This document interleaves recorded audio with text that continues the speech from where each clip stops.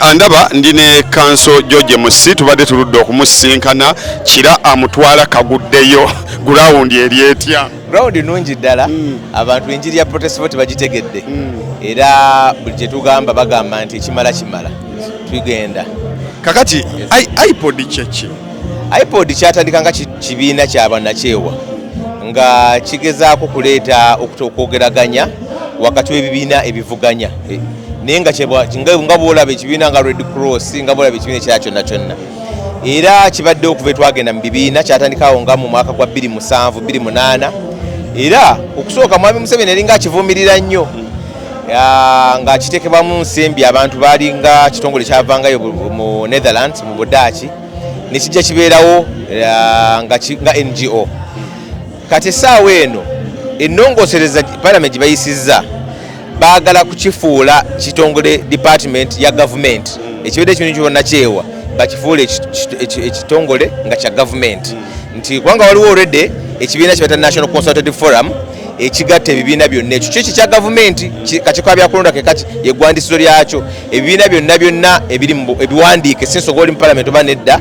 eriyo National Consultative Forum kakati ennongosereza egamba nti National Consultative Forum bagyawulemu department bbiri nti emu gye bayita Ipod erimu ebibiina babaka mu Parliament then kiri ekirala kisigale nga ebibiina byonna ebitalina babaka nga wolaba ebibiina olwaliro kuba ebibiina ebiwandiise bingi biringa 30 so naye kati ngaebibiina ababaka ennongosereza empya gye bayisizza gye tuwakanya bagamba nti Ipod kifuuke ekitongole nga kigatta ebibiina byokka ebibiina ababaka mu Parliament yesebo kakati bwe mulaba temuli munda mu Ipod mugenda kujjawa ssente zigenda okulabirira ekibiina? Ekisooka ssente zino siza mwami Museveni oba NRM, ssente za bannayuganda era etteeka bali baligamba nti ebibiina ebikiikirirwa mu Parliament binofuna ssente eryo liba etteeka tebwetaaga gamba kubanga ssente za muwamusolo buli kibiina ekirondebwa kifuna era kuva tugenda mu bibiina 26 yebadde enkola n'olwekyo bano okukaka ekiteeka kino kinongozesa kirwanyisa nuupu ogamba nti olwokuba nuupu ekibiina kyokka ekisoso ogamba nti tetujja kugenda mu Ipod wa bubaga bwaki bwakunywamu bunyuka caayi kati bano ne bagamba nti kati atagenze tajja kufuna ssente nga bagezaako kukozesa lukujjukujju lwagamba nti tukukake ojje mu bubaga bwaffe obwacaayi olw'okuba ozize kakati bateekeko ssente so ekisooka bwe baba teeka ligamba nti buli bibiina byonna binofuna ssente naffe tuteekwa zifuna oba tugenze ku bubaga oba nedda kubanga tuli kibiina ati ssente ziva bwe lina amala okuyita nti ataparticipatinga tafuna ssente olwomugenda kukola mutya etteeka litugenda liwakanya tulinze baliteeke mu kyapa kubanga bwe baliteeka mu kyapa kibaita gazeti awo nga mulyoka mugenda mu kooti bwe batwalira mu kyapa bwe bati nga ngeri ennini erya UPDF erya court martial era nalyo bwe baliteekera mu kyapa tugenda mu kooti taputa ssemateeka nga tuliwakanya nga tusaba lisazibwemu so ensonga eyo nti tulowooza nti etteeka eryo kyamu kubanga tuyinza kukaka muntu kwegaddako tuyinza kukaka muntu kubuwaze bino ebyolukujjukujju ebyokugamba nti ekibiina obudde kibadde bavumirira nti kati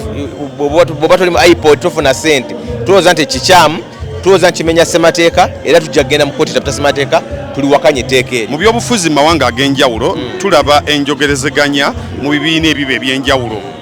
mu byafaayo ne mu buliwo kati kiki ekiremesa nuupu okwegatta n'ebibiina ebirala mu Ipod ne tufunawo enjogerezeganya tulaba nti tuleetaawo enjawukana wakati mu bibiina ne mu bantu baffe kiki ekyo ekinene ennyo kye mugamba nti ekitulemesa okwegatta ne bannaffe mu Ipod? Okwogerezeganya kiki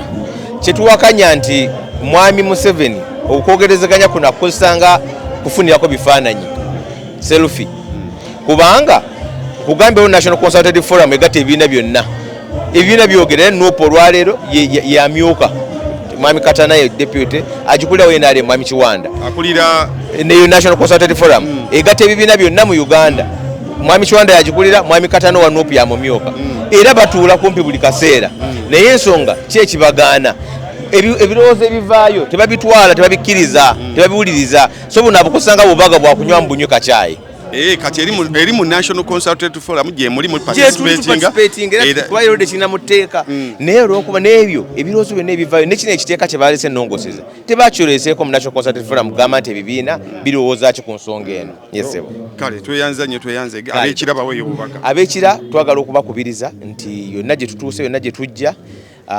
munywerere ku nsonga ya protest vote mulonde ambuleera. Kati ono nnyo okusoma kuno kwe tutuze okutikkira olwaliro okwogerako ki? Nze ndowooza nti NUP erina kyekoze ekyenjawulo okubangula abantu baffe abakulembeze okulaba nga tukikuba ebizibu byonna byetulina bisibuka mu bakulembeze both mu opposition ne mu gavumenti twetaaga okubangula obukulembeze obutuufu. Kale tweyanziza nnyo. There has also been a discussion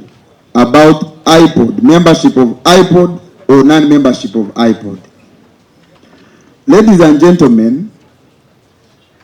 before I think last few weeks, Ipod was an NGO.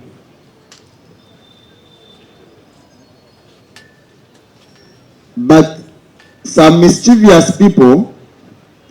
because they thought they would compel National Unity Platform to do certain things, went on a mischievous mission of making Ipod an institution of the state of Uganda, and they amended the Political Parties and Organizations Act. But in doing so, they were not very smart. They thought they would compel us to belong to some organization. They didn't know that we are not just in the National Consultative Forum, but we are already the leadership of the National Consultative Forum. So Ipod now is a department in National Consultative Forum. Like if you have a school and a new department is introduced, it doesn't mean that the school has been taken away. So the National Consultative Forum now is being rebranded to say that the parties that are represented in Parliament will be meeting here and a department called Ipod, and the parties that are not represented in Parliament are meeting in a different department. So I thought that as the Vice Chairperson of the National Consultative Forum, I should explain this. Number two is the question of public funding of political parties. I think you have had a lot of idle talk from especially the NRM propaganda machinery that NUP does not want to participate in Ipod activities but picks Ipod money. Ladies and gentlemen, the funding that NUP receives from the state coffers as a creation of the law has got nothing to do with that NGO that people have been meeting in. Number two is that public funding of political parties was not born in Uganda. It has been in existence for very many years ago. In fact, in some countries like America, the conversation started in 1907.